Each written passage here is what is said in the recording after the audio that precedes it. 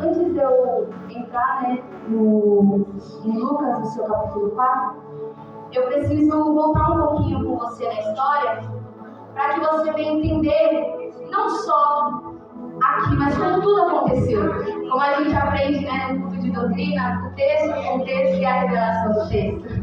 Então, vamos voltar um pouquinho na história para a gente entender o que o Senhor quer falar conosco, aonde o Senhor quer falar conosco e como Ele quer falar conosco. Eu preciso voltar com você lá em 1 Lucas. Aleluia. Lucas é alguém que ele não é discípulo de Jesus, ele é discípulo de Paulo. Só que arde um desejo incessante em Lucas.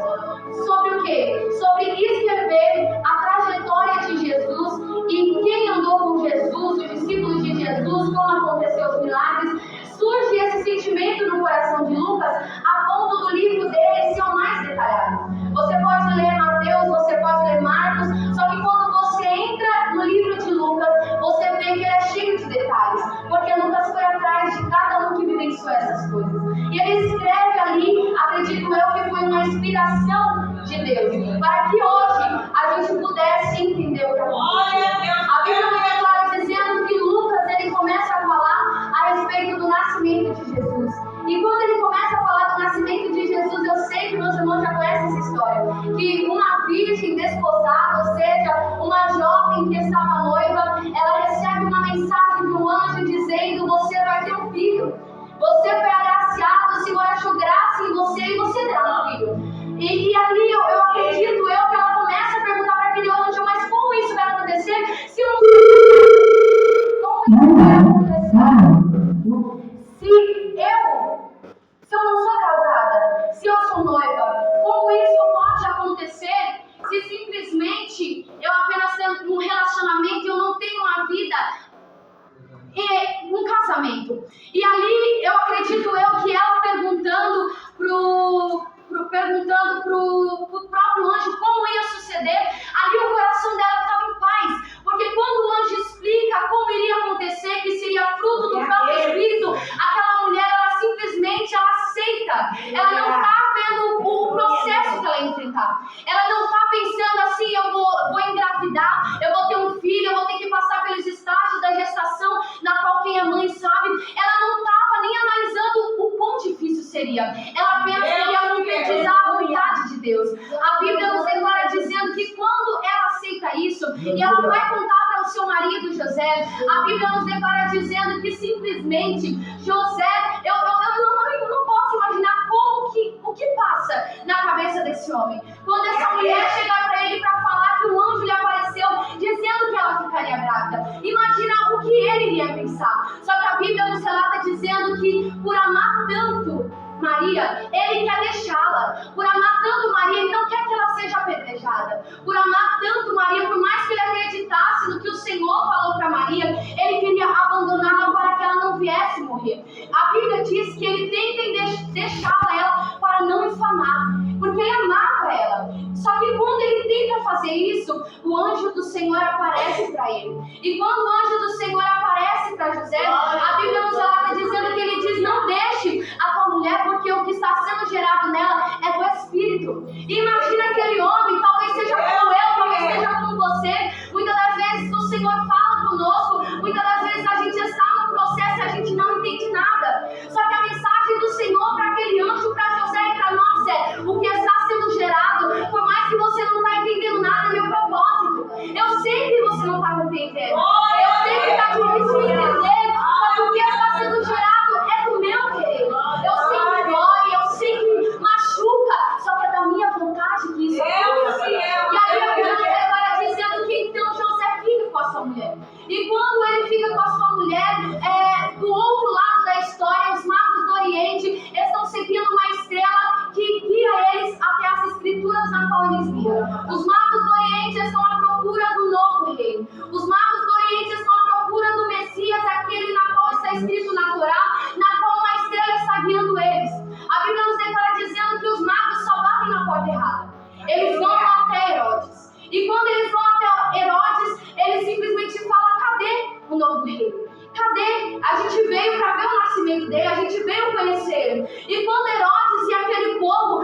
ouve isso, obviamente ele se perturba, porque está se levantando alguém para reinar que não é meu filho, está se levantando alguém que vai tomar o meu trono, que simplesmente não é da minha geração, da minha descendência.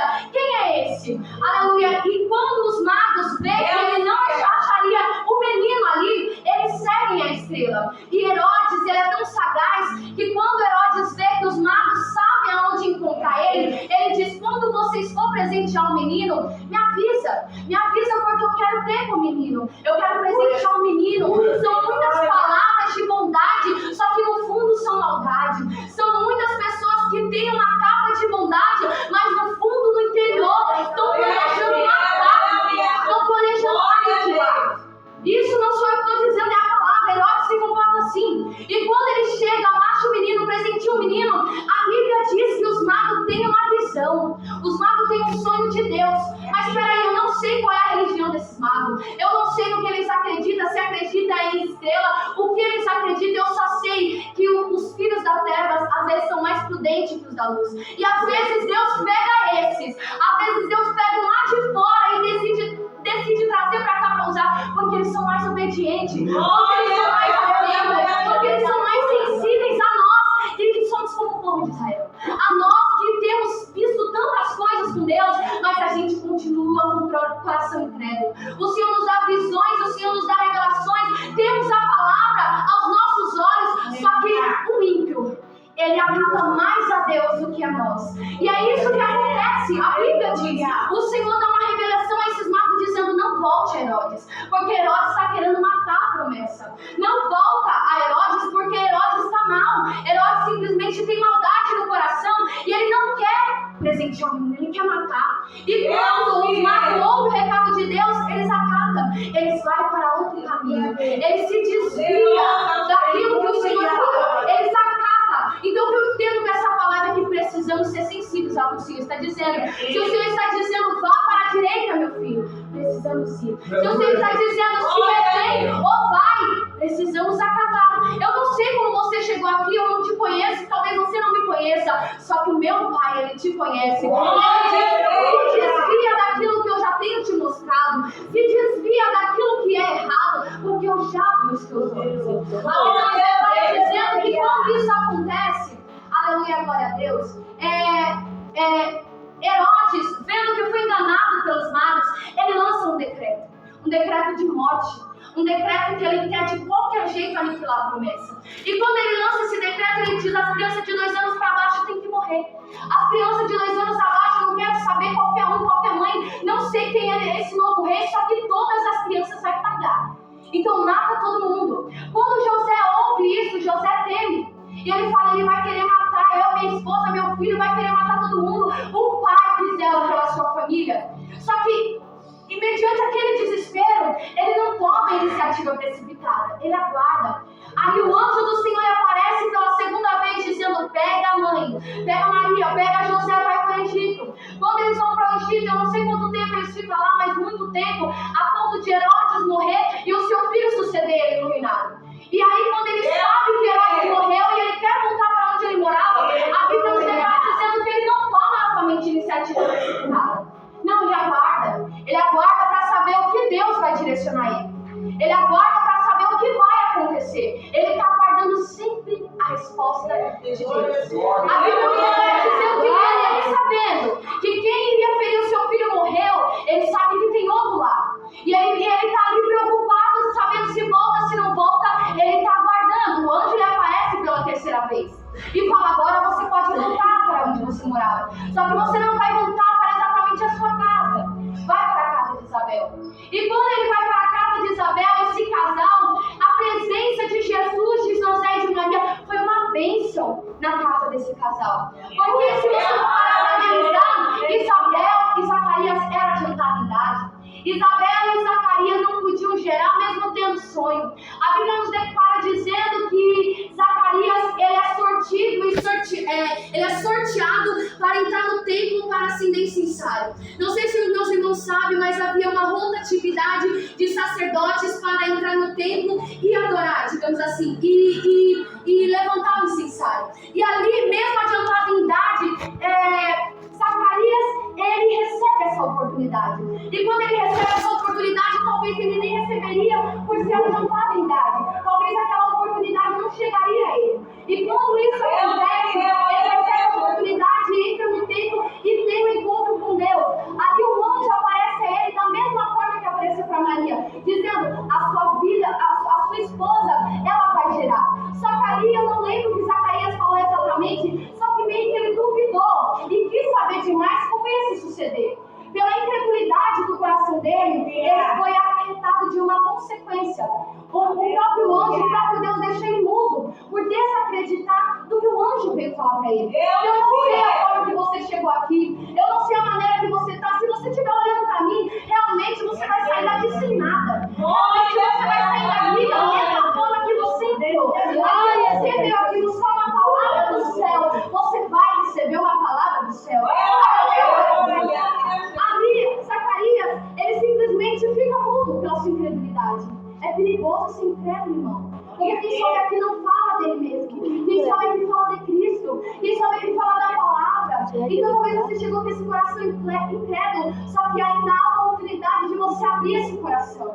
A Bíblia nos declara dizendo que então ele vai para a sua casa, né? Zacarias vai para a sua casa, eles conseguem gerar. Eles têm um filho. E quando isso acontece duas experiências com eles, quando José e Maria vão até eles. A Bíblia nos declara dizendo que quando José, Maria vão até a casa de Zacarias e de Isabel, acontecem duas experiências com ele. A primeira, a Bíblia nos declara dizendo que quando Maria chega na casa de Isabel, ela sauda Isabel. E quando ela sauda Isabel, a Bíblia nos declara dizendo que João, que estava no ventre de Isabel, ele começa a ser cheio do Espírito, apenas em uma saudação. Só que não só aquela criança no ventre, Isabel ela foi cheia do Espírito. E eu fiquei se perguntando, eu fiquei pensando, meu Deus, em uma saudação da Maria, João que estava no ventre e Isabel foram cheios. Aí Deus, obviamente, lendo essa palavra, me ajudou a entender que não foi a saudação de Maria. Foi aquilo que Maria gerava. Jesus estava dentro. Então aquela saudação não era a voz de Maria.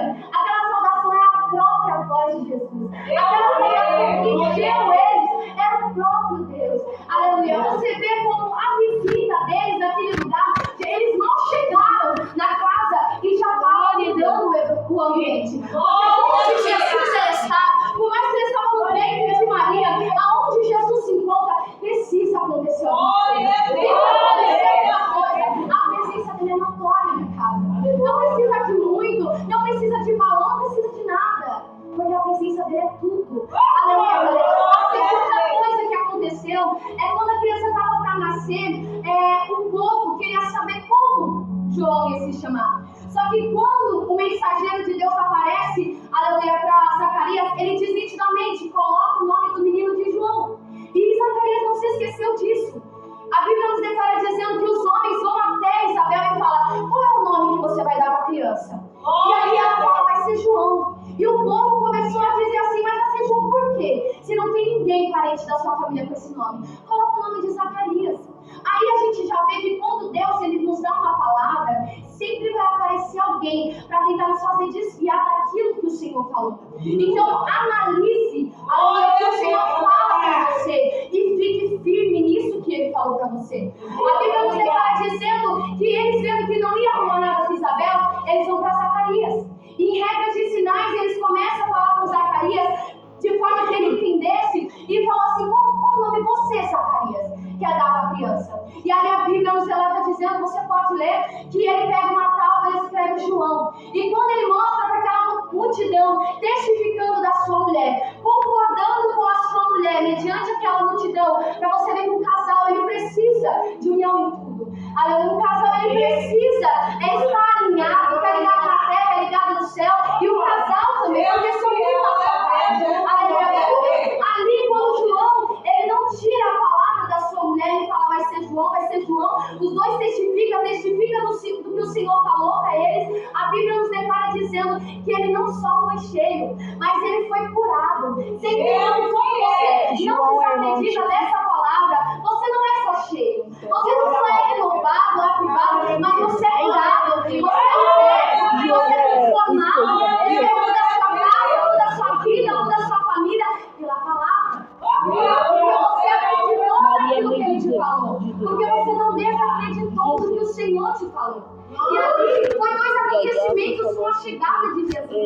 Apenas 2 acontecimentos. A Bíblia nos declara dizendo, aleluia, glória a Deus, que passada essa história, João, quando ia crescendo, ele ficava no deserto, ele cresceu no deserto. E do outro lado, Jesus também foi crescendo. E quando Jesus foi crescendo, a Bíblia nos declara dizendo que Jesus precisa ser apresentado no templo. E quando Jesus precisa ser apresentado no templo, há um homem chamado Simeão. E esse homem, ele já era adiantado em idade, eu não me lembro se ele era sacerdote, mas ele aguardava tanto a chegada de Jesus. Ele aguardava tanto o dia que o Messias iria ser apresentado, talvez naquele templo. Eu só sei que quando José e Maria, isso é um pensamento meu, eu acredito que quando eles passaram por aquela porta para apresentar Jesus, a alegria de Simeão deve ter sido tão grande, porque a ponto dele dizer, agora eu posso partir, agora eu posso morrer, porque eu vi a promessa. Agora eu posso, o Senhor pode me recolher, porque os meus olhos contemplaram a promessa, porque as minhas mãos estão segurando a promessa. Então eu não sei o que você precisa nesse lugar, eu não sei o que você veio buscar, só que o que o Senhor está dizendo é que se Ele te fez uma promessa, pode céu, pode terra, pode vir o que é, se o Senhor te prometeu, vai acontecer.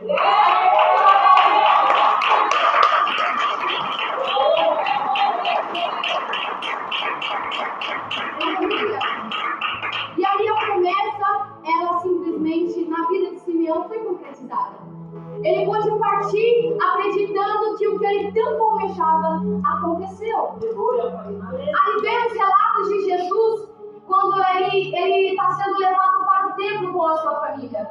O templo de Jerusalém. Jesus tem 12 anos agora. Jesus não é só mais uma criança sendo apresentada, mas Jesus agora é uma criança, um pré-adolescente, um jovem. Jesus agora, ele está indo com a sua família a Jerusalém. De ano após ano a sua família ia, não sei, eu acredito que era uma festa que acontecia lá para ofertar ao Senhor. E quando Jesus está lá, eles vão com o propósito adorar o Senhor, deixar sua oferta em Jerusalém. Eu só sei que quando os pais de Jesus vão embora, quando os amigos de Jesus, dos pais, eu acredito que era uma caravana, irmão, porque era caminho de um dia.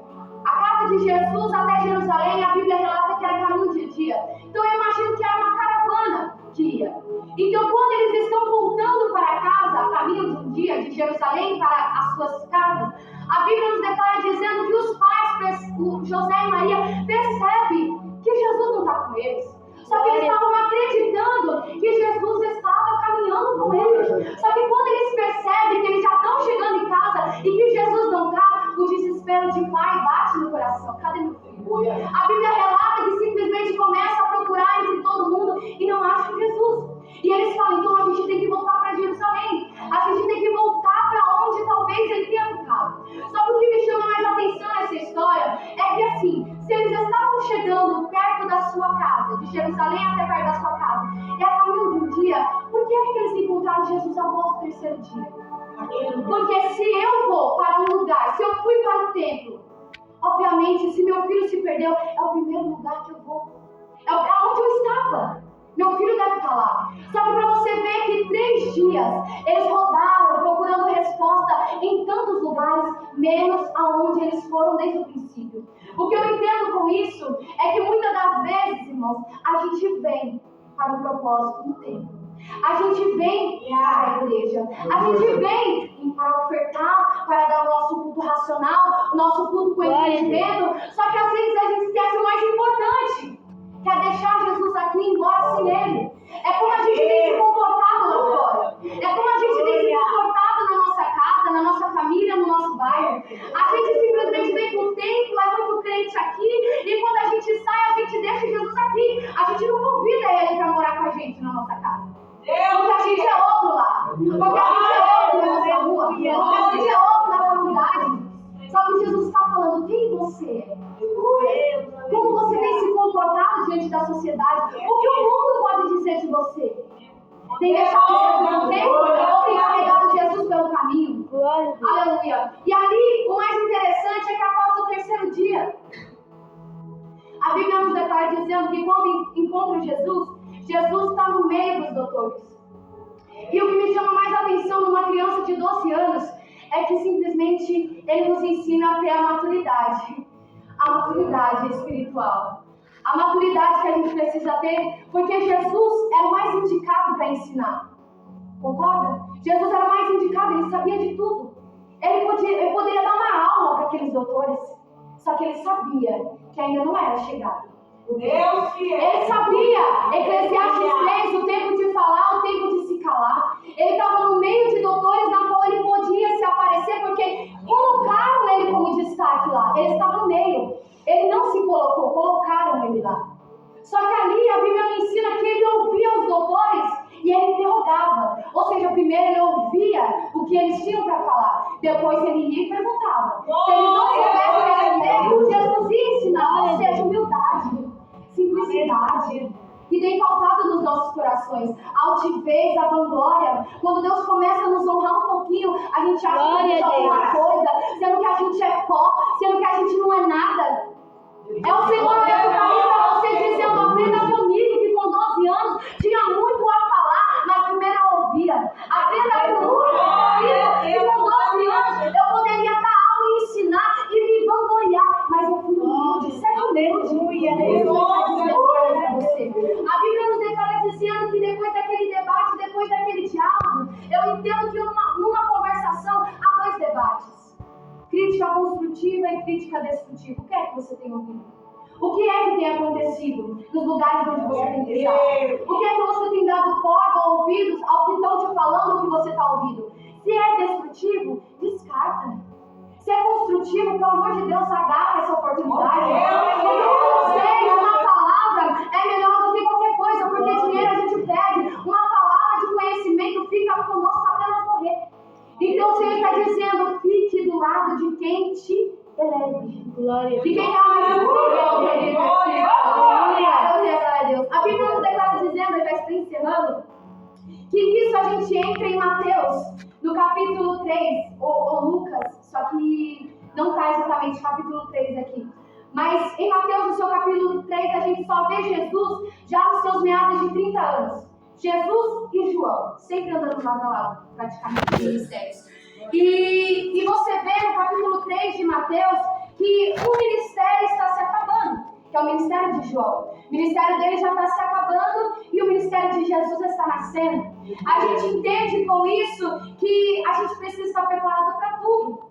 Para tudo. E o que eu acho mais interessante nessa história é que João, quando seu ministério está acabando, ele já preparou o caminho, ele pregou muito sobre a pregação de João, na verdade. A pregação de João era sobre isso. A pregação de João era falar o quê? Arrependei-vos, raça de víbora, quem vos ensinou a fugir da ira vindoura. Eu não sou o Messias como vocês acreditam. Eu não sou o Cristo, mas eu estou preparando o caminho porque ele está chegando aí.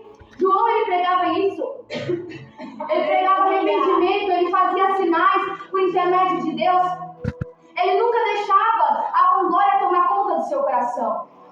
E quando João está batizando ali, pregando e batizando e fazendo sinais, aparece alguém, eu imagino uma fila de pessoas para ouvir João e para ser batizado. E ali está quem na fila? Está Jesus. Jesus está na fila de ser batizado e João simplesmente está pregando sobre ele, que é mais poderoso do que ele. João está pregando que não é digno nem de desatar a alparca de sua sandália. E quem está na fila para ser batizado? Jesus. E quando Jesus está aí naquela fila, Jesus fala, João não entende. João fala, você que veio trazer o batismo do Espírito Santo, eu preciso ser batizada por você. E você quer que eu te batize? Por quê? Jesus queria ensinar, não só para João, não só para aquela nação, que ele é filho obediente. E que precisamos ser obedientes ao Pai. Precisamos fazer o que o Pai manda. E aí ele se batiza, aparece o Espírito Santo em forma corpórea de pomba, uma voz no céu que confirma que Jesus é o Filho de Deus. E aí Jesus é batizado. Eu já estou quase entrando e já quase terminando. Ali, quando isso acontece, irmão, quando Jesus ele é batizado, a Bíblia nos relata dizendo que João ele pregava sobre 3 batismos. Eu costumo acreditar que é 3 batismos. O primeiro é o nas águas, que é quando a gente se batiza nas águas, declaração de fé, não vivo mais eu, mas Cristo vive em mim. É uma demonstração de fé pública. O segundo batismo é o com o Espírito. É o selo do Espírito Santo que a gente recebe. Que a gente acredita que Jesus veio, morreu, padeceu, com ele vamos para o céu. O selo do Espírito Santo, o selo da salvação. Como se diz em outras palavras. E o terceiro não relata que é batismo. Só que aparece como uma terceira opção. Então eu coloco como um batismo, que é o batismo com fogo. Há duas teses sobre esse batismo com fogo. A primeira tese sobre esse batismo com fogo seria quando a gente é batizado nas águas, quando a gente recebe o batismo com o Espírito Santo, a gente recebe os frutos do Espírito, que é como se comportar diante da sociedade, temperança, longanimidade, que a gente aprende lá em Gálatas. Outras também que é os dons do Espírito, quando a gente recebe os dons do Espírito, louvor, profecia, palavra. A outra tese seria uma aprovação. Esse batismo com fogo seria uma aprovação após o batismo nas águas e o batismo no Espírito Santo. E eu fico mais com essa segunda tese, porque vemos que quando Jesus é batizado nas águas, quando Jesus recebe o Espírito Santo em forma corpórea de pomba, a Bíblia nos declara dizendo que Jesus é guiado pelo Espírito ao deserto. E deserto é o quê, irmão? Aprovação. Deserto é o quê? Escassez. Deserto é o quê? Dificuldade. Aleluia. Só que o engraçado é que a gente tem mania de simplesmente toda dificuldade que a gente passa, toda aprovação que a gente passa, a gente atribui isso ao inimigo. Só que o próprio Deus nos ensina por intermédio dessa palavra que às vezes é o próprio Deus que nos coloca frente a frente com o inimigo. A Bíblia vai nos declarar dizendo que Jó era um homem temente a Deus. Ele se desviava do mal, ele desacreditava da existência do inimigo, ele fazia tudo que era correto, mas o próprio Deus deixou o inimigo tentar. O próprio Deus deixou o inimigo pegar o fundo dele. E ele, no último momento, ele diz assim: Deus me deu, Deus tomou, bendito seja o nome do Senhor. Ou seja, eu sei que tudo que eu adquiri, Senhor, foi o Senhor que me deu. E tudo que eu perdi, eu atribuo ao Senhor. Eu sei que o Senhor não pode me tentar, porque a Deus não tenta ninguém. Mas o Senhor permite que o inimigo tira. Se foi o Senhor que me deu, o Senhor tira também, é seu. Ele tira o inimigo da história. E quando isso acontece, a gente vê que às vezes a nossa aprovação é Deus nos colocando cara a cara com o inimigo.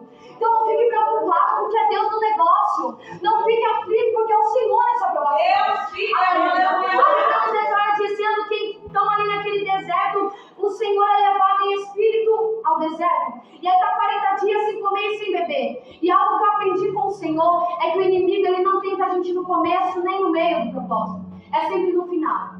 Quando Jesus termina o seu propósito de 40 dias, vem o inimigo tentar. Então eu não sei o que o Senhor tem colocado no seu coração. Eu não sei o que o Senhor já falou com você. Ou se você está em um propósito. Só que o Senhor está dizendo: meu filho, a aprovação maior será no final do teu propósito. Só que seja firme porque eu estarei com você. A sua vitória já é garantida. Eu não sei o que você tem vivenciado com o Senhor, só que a sua vitória com Cristo já é garantida.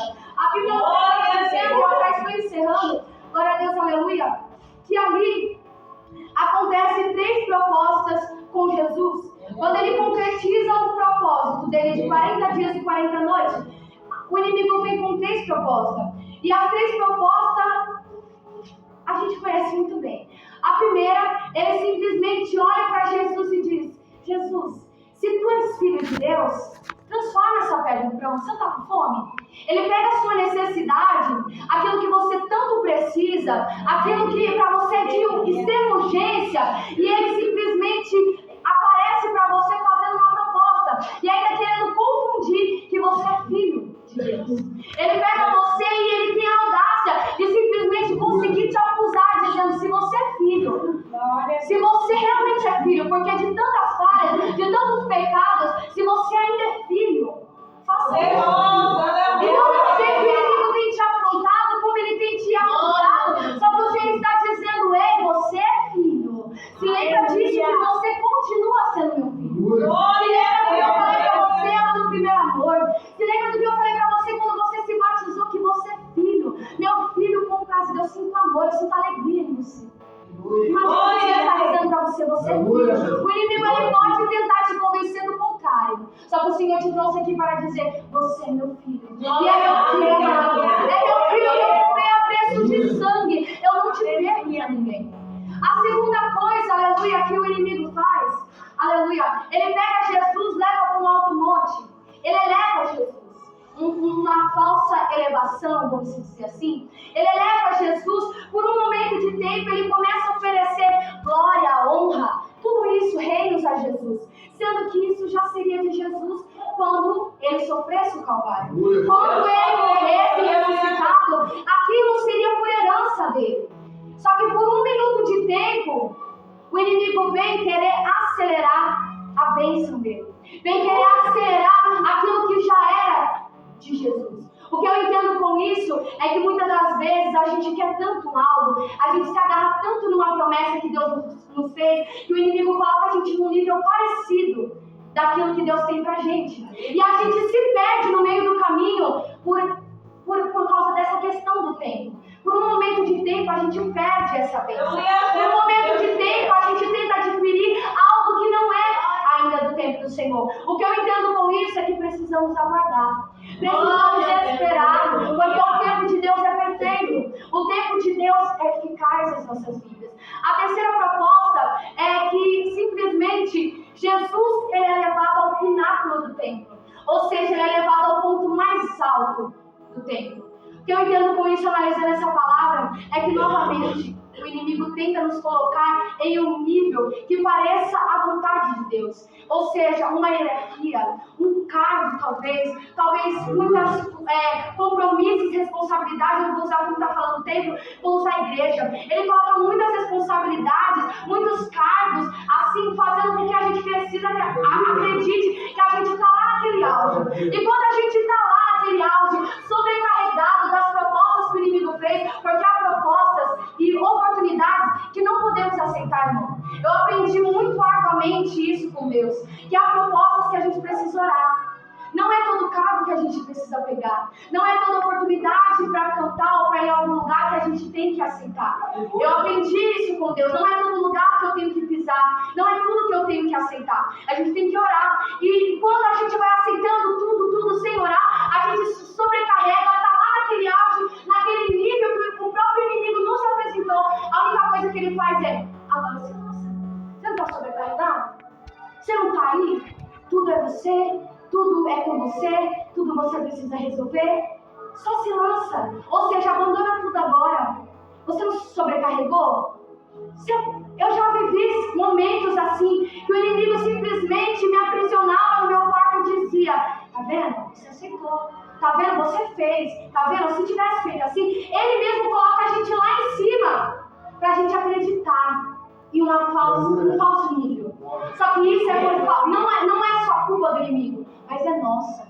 Quem não orou foi nós. Quem não vigiou foi nós. Quem não abriu nossos olhos e teve discernimento foi nós. Então não podemos atribuir também tudo ao inimigo. Ele é o mais sagaz. Ele é mentiroso mesmo. Ele merece o inferno, que é o pior auge que ele merece. É o inferno, lago de fogo. Só que a gente precisa ter sabedoria. E o Senhor está dizendo: abre os seus olhos espirituais, abre o teu entendimento, analise as oportunidades, analise as propostas. Aleluia. E com isso, o inimigo simplesmente olha para Jesus e fala: se lança, se mata. E ele faz isso muito na igreja. Eu já vi tantos testemunhos que simplesmente pastores, membros, jovens se mataram, depressão, ansiosos e outras coisas espiritualmente. Quantas pessoas estão mortas na igreja? Quantas pessoas estão como vale de ossos secos na igreja? Então eu não sei a forma que você chegou aqui e muito menos a palavra que você gostaria de ouvir. Eu sei que a palavra que eu vim falar é a palavra do Senhor. Eu sei que eu vim falar é que o Senhor, Ele tem visto e contemplado a tua caminhada. Ele tem visto a cada proposta que você tem negado e a cada proposta que você tem caído. Só que Ele está dizendo: filho, você caiu, você errou, você pecou, só não fica no chão. Eu sou o teu advogado, eu ainda estou como teu advogado. Só que naquele grande dia eu vim como juiz. E não haverá quem escape das minhas mãos. Então o Senhor está dizendo: eu sou advogado para você agora. Você é meu filho agora. As propostas estão aí. Se você quiser negar, você tem um livre-arbítrio. Se você quiser aceitar, você tem um livre-arbítrio. Só que eu já te deixo claro que são propostas do inimigo. Cabe a você aceitar ou rejeitar. Só que o Senhor está dizendo para pessoas que estão aí nesse lugar: vigie. Abra os seus olhos, porque eu tenho vida e vida com abundância. E o versículo que terminamos de ler, aleluia, É o 13. E acabando o diabo toda a tentação, ausentou-se dele por algum tempo. Porque toda a tentação que ele ia fazendo para Jesus, Jesus rebatia com a palavra. Ele não transformou pedras em pães, mas ele foi e disse assim, está escrito que nem só de pão viverá o homem. Ou seja, eu vivo pela fé. Eu posso estar precisando disso agora. Eu posso não obter isso agora. Só que um dia eu vou obter. Eu posso talvez não ter isso nas minhas mãos agora. Só que um dia, meu Deus, vai me dar. Jesus rebatiu o inimigo, as acusações do inimigo com a palavra. Quer vencer, usa a palavra. A segunda resposta de Jesus para Satanás, quando ele oferece os reinos, a glória e aquele falso nível, ele diz, sai para trás de mim, Satanás, porque eu só vou adorar a Deus. Eu não dou glória para você. A minha boca não tem água salgada e não tem água doce. A minha boca não tem louvor e não tem funk. A minha boca santa. A minha boca só é para Deus. As minhas vestes eu visto para Ele. Tudo que eu faço para Ele é para Ele. E eu não vou te dar glória de Satanás. Então eu já entendo com isso que a gente já quebra o inimigo no meio quando a gente faz isso. E uma coisa que eu estou criando desejo é isso. É simplesmente o inimigo faz tanta coisa para nos deixar magoado, irmão. Usa tantas coisas para nos deixar feridos. E tudo que eu posso fazer para engrandecer a Deus, para dar na cara do inimigo, eu faço. Eu posso, na hora, assim, a minha carne como humana, talvez ela grita por não querer fazer, pedir um perdão ser agradável com alguém que talvez me maltrate. Mas, tipo assim, exemplos, tá, irmão? Só que toda vez que eu venço a minha carne e eu falo, o Senhor vive em mim, eu sou uma nova criatura, é o Senhor que precisa estar em mim. Toda vez que eu venço essas barreiras e eu sinto que Deus se agrada, irmão, nada contra isso. Saber que meu Deus está me agradando. Nada contra isso. Saber que Deus está se agradando do que eu estou fazendo, por mais que ninguém está vendo. É tão gratificante quando você vigia só um pensamento. Não sei se os irmãos já presenciaram isso, mas até nisso eu já obtive tanta vitória. Quem está na igreja vê alguma coisa e eu não vou pecar, Satanás, sai daqui. E aí eu já obtive uma vitória grande, eu já vi que Deus se alegrou comigo, eu já dei na cara do inimigo mais uma vez e acabou. Ele tem que perder aqui, irmão. A nossa guerra não é contra sangue, não é contra a carne, a nossa guerra é contra ele. Aleluia. Quando eu vejo que o irmão, pode ser tanto na igreja ou lá fora, se levanta para falar coisas, assim como Pedro, que foi, mesmo andando com Jesus, foi tomado a sua boca pelo inimigo, a gente tem que ter visão. Porque pode ser regente, vou usar meu exemplo, pode ser regente de criança, pode ser regente de mocidade. Se eu der lugar, o inimigo usa minha boca. Se eu der lugar, o inimigo faz eu magoar todo mundo. Se eu der lugar, o inimigo faz destruição na minha casa, onde for. Só que o que a gente tem que fazer é fechar as brechas. A gente tem que fazer muito, já muito. Então o Senhor está dizendo porque tem pessoas que precisam ouvir. Pensa, você não está lutando contra o teu irmão, você não está lutando contra o teu irmão dentro de casa, você está lutando contra ele. Hoje eu vivenciei algo, irmão, que eu vi o próprio inimigo. Deus já tinha me mostrado um sonho, mas eu vi o próprio inimigo na boca do meu irmão. E eu já vi várias vezes, só que eu já tinha sonhado com isso. E aconteceu isso de verdade e eu só falei assim, eu queria brigar, eu queria discutir, eu até quase me saiu. Mas Deus me segurou. E eu só tenho uma hora que quando eu percebi que não era ele, e eu falei, Satanás, ó, eu já te vi, eu já me mostrei, eu vou perder minha vida não. Ficou lá em cima. Quando você mostra para Satanás que ele não está te enganando, ele para, irmão. Ele se aquieta. Quando você mostra para o inimigo que ele não está lidando com alguém que não é espiritual, ele se aquieta. Quer vencer guerra? Visão. O Senhor está dizendo, tenha discernimento, busque visão e vence o inimigo pela palavra. E para terminar, quando o inimigo fala para Jesus se atacar, ele simplesmente diz, não tentarás o Senhor teu Deus. Então não tente o Senhor, amém? Não fazer prova com Deus é uma coisa, tentar a Deus é outra. Então vigie, amém? Fique com essa palavra em nosso coração.